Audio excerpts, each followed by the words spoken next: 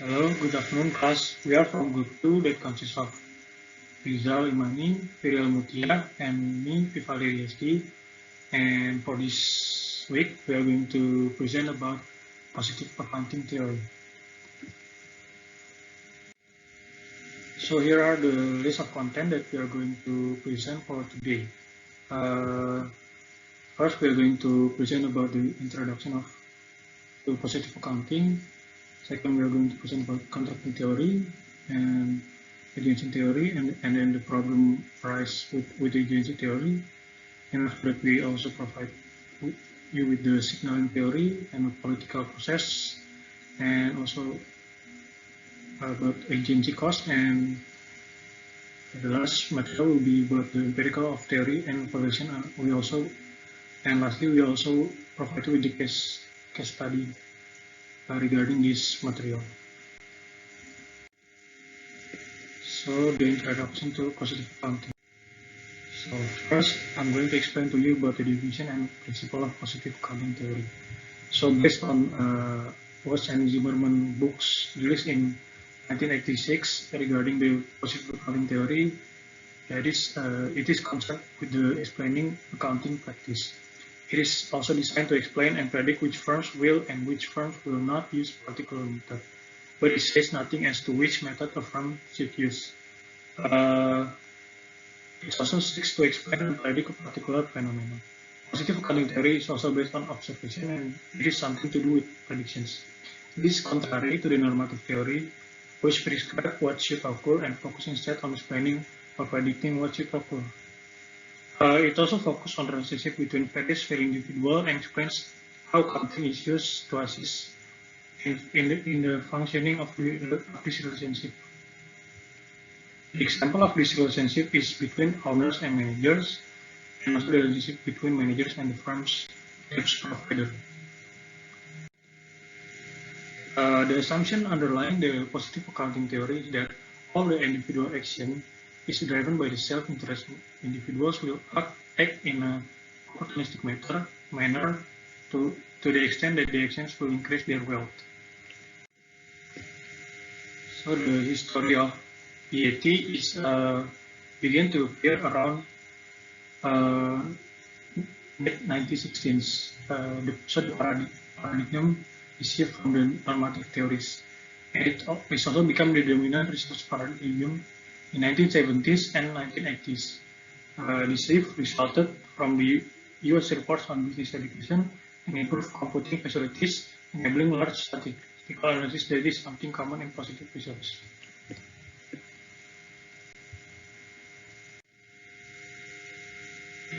So the history of positive accounting theory also in line with the capital market research. The development of efficient market hypothesis in 1960s by an economist named Eugene Fama provided more supportive environment for the PAT research. The capital market react in an efficient and unbiased manner to publicly available information. Also, the Ball and Brown paper that collected data on companies regarding the earning announcement based on its fiscal years give more insight toward the acceptance of the positive research paradigm. Investigators stock market reaction to company earnings announcements, and also the paper focus on explain market reactions. Also, more further about the history of PAT is that the price of security based on belief about present value of future cash flows, and Ball and Brown also found from his paper that the earning announcement impacted the share price. Evidence that historical cost information is useful to the market. And it also addressed the issue on why and how the different counting methods were selected if the market was efficient as commonly assumed by the researcher. That the literature issued by the Ball and Brown were unable to explain this matter. Next, I'm going to explain about the type of positive accounting theory. The first is contracting theory.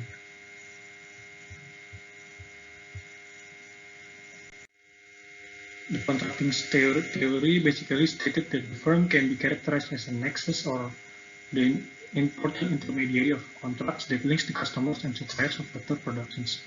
The firms exist so that it costs less for individual to transact or contract through central organization than to do so individually. The firm also seen as the most efficient form in organizing or coordinating economic activity to reduce contracting costs incurred by the customer. This theory basically focuses on management contracts and debt contracts. For example, if you are the customer who likes ice cream and you want to buy an ice cream, you either buy directly from supermarkets rather than contract separately with suppliers of being farmer for the milk and cream, or refiner to produce sugar, or logger to provide the timber to produce the stick of ice cream, etc.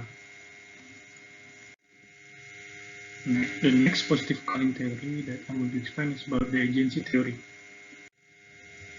So agency theory is a principle that is used to explain and resolve issues in the relationship between the principal and the agents. This also stipulates how people can behave in a corporate environment by referring to theories and rules. It focuses on the relationship between agents and principals. Agency relationship is arise when there is a contract under which the principal engage with the agents to perform some service on the principal behalf. Under this contract, the principal delegates some decision-making authority to the agents. However, agency problem sometimes exists when there possibility and incentive for the agent to pursue their own interests outside of the principal interest expense. So the agents will act as if he still puts the interest of the principal first because of the authority given to him. To cope and reduce the effect of agency problem, there are agency costs incurred by the principal and agents. So there are three different types of agency costs. The first one is the monitoring cost, which is the cost incurred by the principal to measuring, observing, and controlling the behavior of its agents. One of the example is that shareholder may spend more money to monitor the performance of managers who have a poor or uncertain reputation. However, if the manager has a good and trusted reputation, shareholder doesn't have to spend more money to incur the monitoring costs.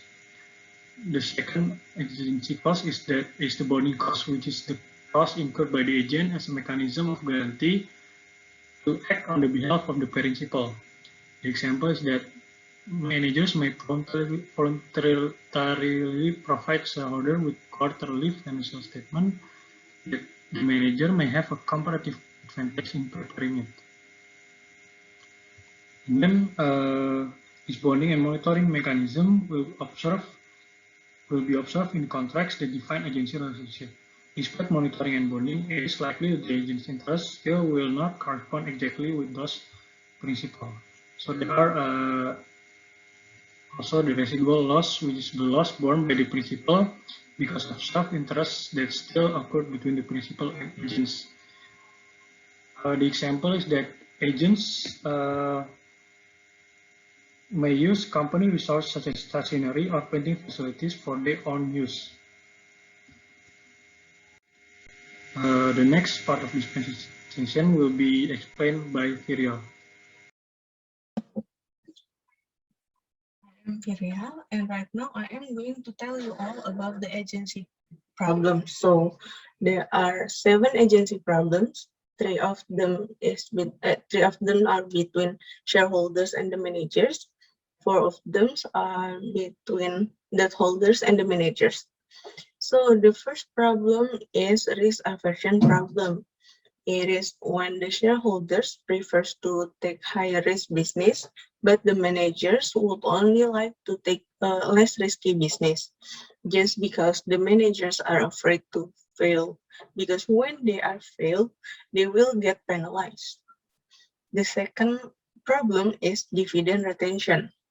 So dividend retention is when the manager prefers to pay off less dividends, but the shareholders prefers to pay out most of the dividends.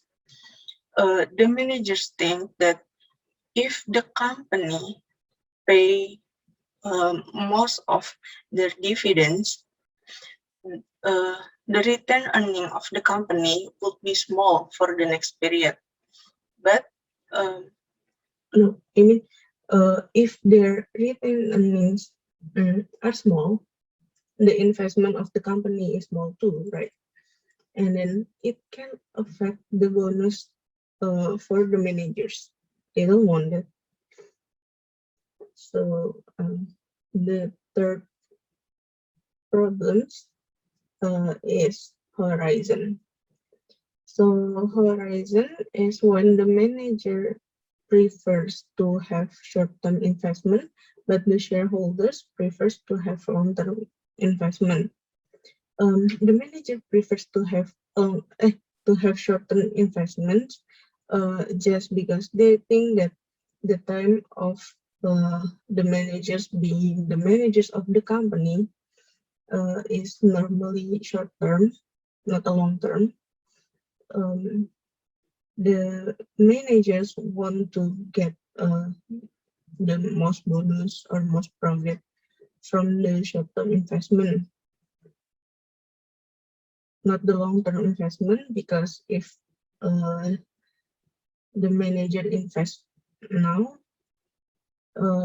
they think that they would not get the benefit from the long-term investment when the time they are being the managers there. So the next one is excessive dividend payments. It is between the debt holders and the managers. The debt holders does not like the managers to pay excessive dividend payments. It is because the debt holders think that if the company pay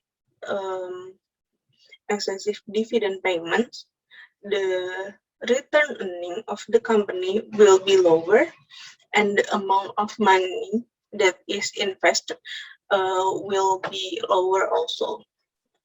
And it shows that the ability of the company to pay the debt will be lower because the debt holders doesn't want that. To avoid that, the debt holders and the managers will sign off a contract. It is a debt covenant ratio contract that is stated that mentions the dividend payout ratio. So it will be the standard for them. The second problem is asset substitution. So it is when the managers like to invest in higher risk projects, but the debt holders doesn't want that, because high risk projects means that high returns for only for the shareholders, not the debt holders. Just because the returns, even if the returns is high, it is fixed. So the debt holders cannot be depending on that. So it is only beneficial for the shareholders, not the debt holders. The third problem is underinvestment. So it is when the shareholders or the managers choose negative NPV projects more than the positive NPV projects. But the debt holders is benefited more from the positive NPV projects because it is less risky business and it is safe for the debt holders because the company can pay the principal and the interest of the debt. And high risk business or the because of the negative NPV projects is a high risk business, it can mean that there will be less investment for the company. And then the fourth problem is claim dilution. It is when the firm issues debt of a higher priority than the debt already on use. It can decrease the relative security and value of the existing debt.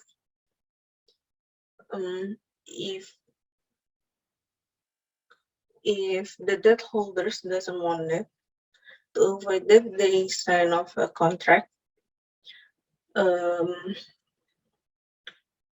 contract is the covenant ratio, and it is signed between the lenders mean the debt holders and the managers based on debt to equity ratio or debt to total asset ratio. So the next one is signaling theory. Signaling theory it means that the managers voluntarily provide information to investors to assist in their decision making for better decisions for the investor. So the managers do that just because they have the comparative advantage and it reduces the monitoring costs and the cost of expose. So if the managers expected a high level of the future growth by the firm, the managers will try to signal that to the investors via accounts. If the managers have only neutral news, the managers would have the incentive to report the positive news just because they were not being suspected of having a poor results. And then the last one, if the managers have only a bad news, the managers would have two options. It is not to report and report. So they usually report the bad news just because it can maintain the credibility in the effective markets when the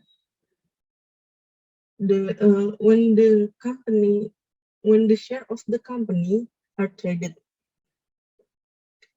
So how does we know as an investor that the signal comes from the manager is credible or not? So for signal, the accounts to be credible to the users, the signal that comes from the managers must not be easily and costly replicated by another firm. That is all from me. The next topic will be explained by Rizal. Thank you, Firyal, for the introduction. And now I'm going to explain more on the political process in positive accounting theory. So, accounting is important as an information source of the firm in a political process. And that is the process that which politicians undertake to formulate their public policy. And firms tend to avoid disadvantageous public attention because at core, the more they have and the more they are subject to regulation by politicians, and thus firms are more likely to incur political costs.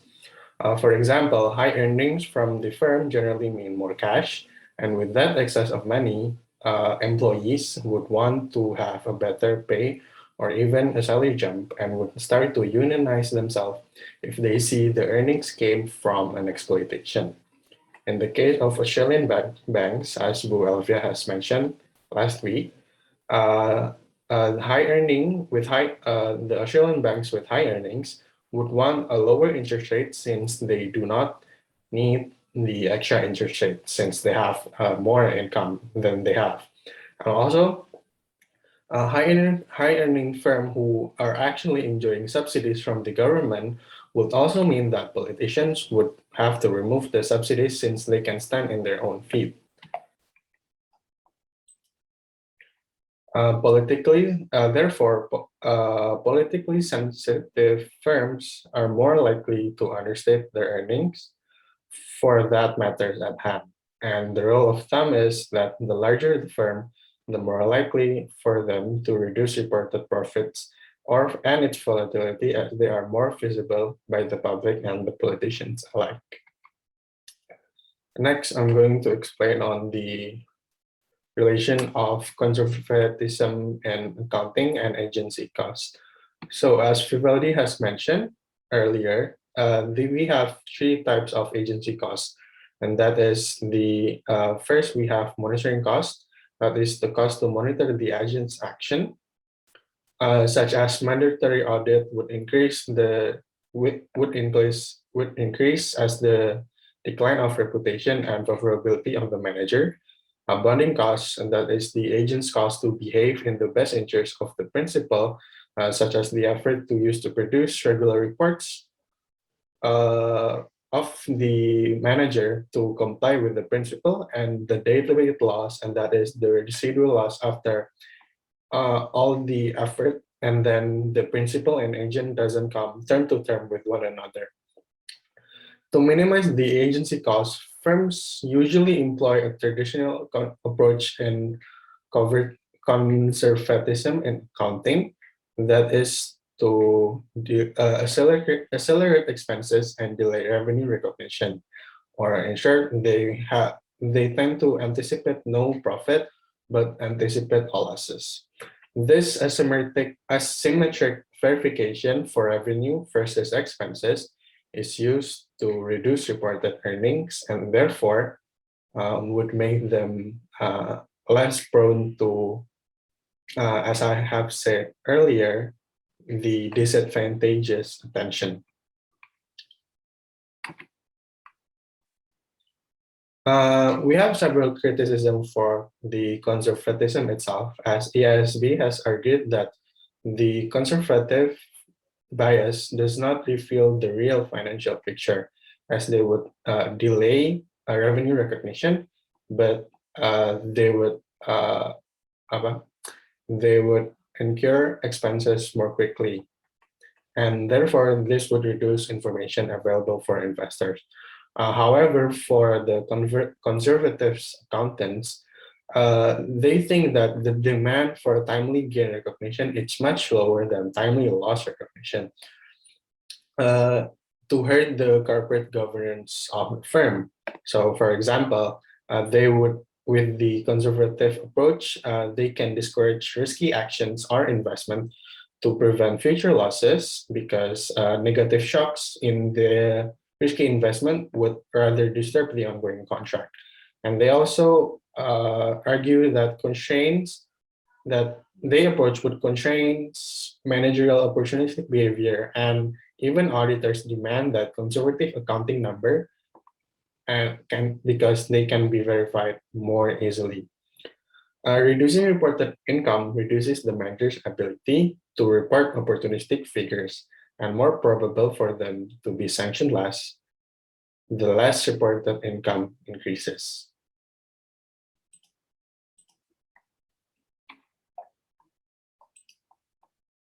Next is the empirical test of theory and the evaluation.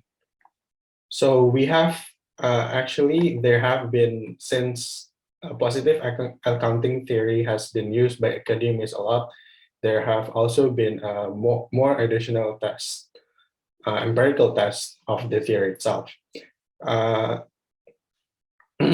Research for testing hypothesis and political cost hypothesis in terms of debt covenants or agreement has found that due to political factors, manager of large firm has greater incentive to reduce profit. And numerous studies have found that policy choices that increases reported profit as they come closer breaching their debt covenants, and also that they have manipulated accounting profits in general in years preceding and following violation of the debt covenants itself. Firms approaching their debt covenants constraints were typically the first to adopt the accounting standard that allowed methods, or were slow to adopt the accounting standard that required companies to use profit decreasing method. Research for test using contract details by researching salary and bonuses based on profit has found that the salary and bonuses award is based on actual reported profits. In other words, there is no adjustment for the change in accounting procedures. This is suggesting that management compensation schemes do not eliminate managerial manipulation and accounting choices. Moreover, if there are changes in the elements of the compensation model, these element changes do not fully take into the account at the effect of the accounting changes. In an investigation for firms' incentives to smooth operating profits to refine the specification of political costs, they predicted that during the period when it was possible to classify unusual recurring items as extraordinary, managers classify these items to reduce the instability of operating profit to reduce political costs, as I have explained earlier. And they have found that managers of companies with highly unionized workforce, attempted to affect the probability of wealth transfers, that is their profit, by smoothing the reported net operating profit and classifying them as recurring gains and losses as extraordinary or operating. Lastly, in the study, in the study for testing efficient contracting hypothesis, the explanatory theory as to why firms would capitalize interest rather than expense it in order to reduce the cost of contracting. That is the theory is that the theory is as such, and the evidence strongly consistent with that.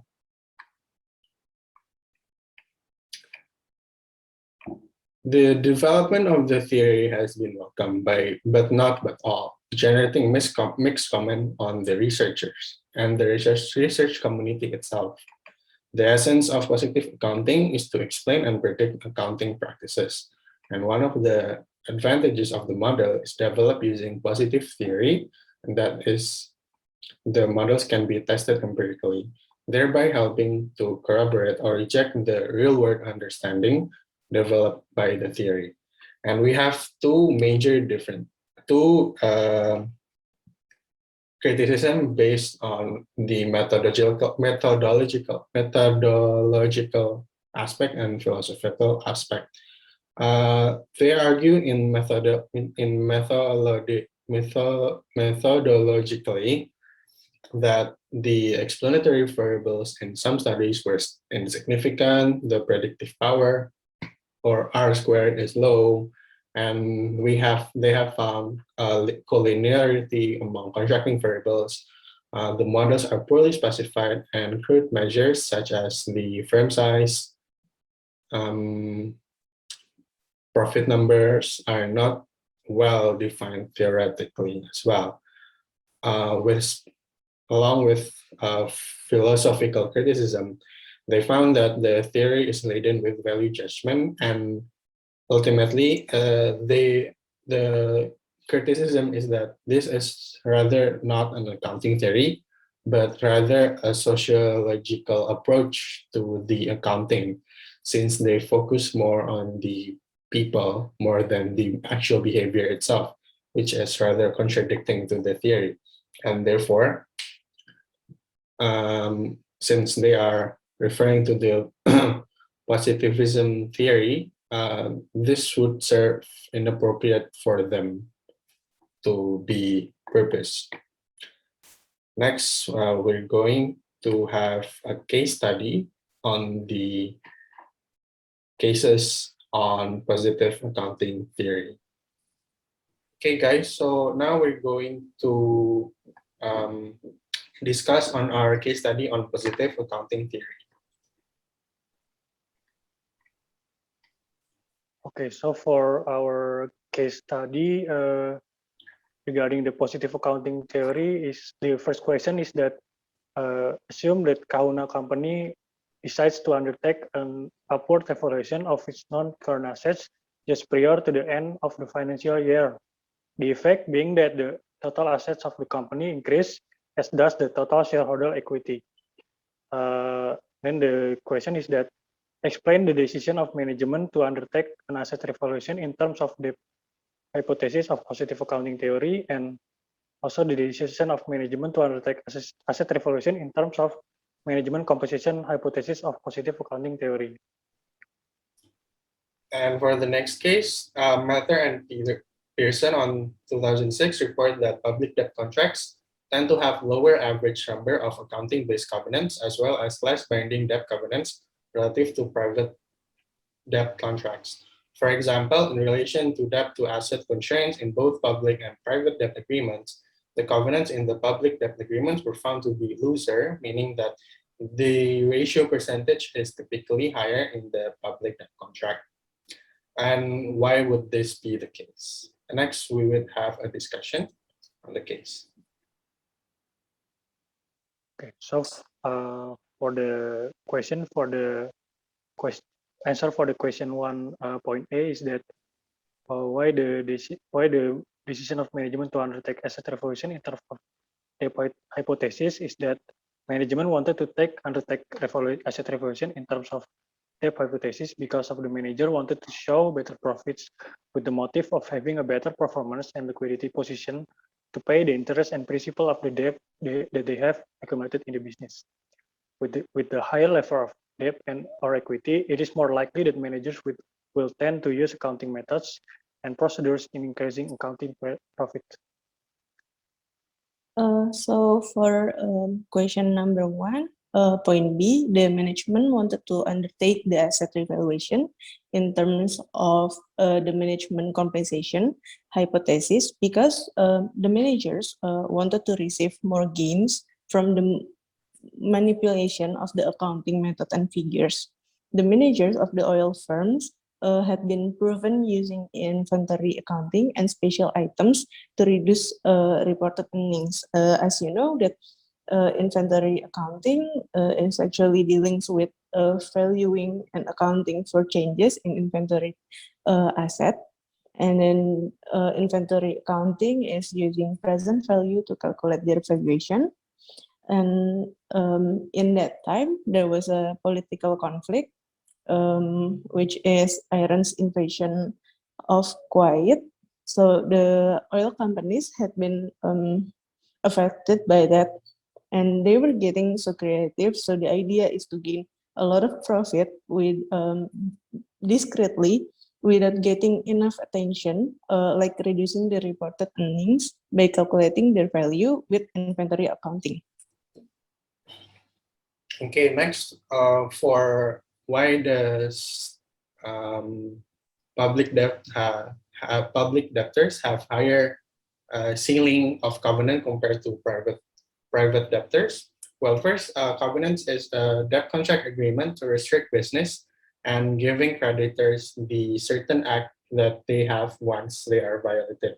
So the agreement can be in terms that for referring to the case that if a debt to asset reaches a certain level, then normally the debtors would want faster payback or perhaps even higher interest. And to put into perspective, private debtors have limited creditor versus public debt with high number of creditor. And this number is true because in Australia, the private debt has more portion in the debt part compared to public debt. And since public debt has high number of creditor, this relate to high monitoring cost from the debtors. The agency theory for covenants said that as long as benefit exceeds cost of covenant constraints, this includes the monitoring cost explained earlier, then the covenant will be included in the debt contract. To conclude, with larger portion of private debt compared to public debt, it's easier and also it's cheaper for debtors to put restrictive covenants for private debt contracts for additional income. So this is why the accounting method covenants for public debt is much looser compared to the private debt. And to put it also into perspective, private debt has more breaches in the covenant agreement compared to public debt. That is all for our presentation. Thank you for listening. If you have any question, feel free to ask us. Thank you.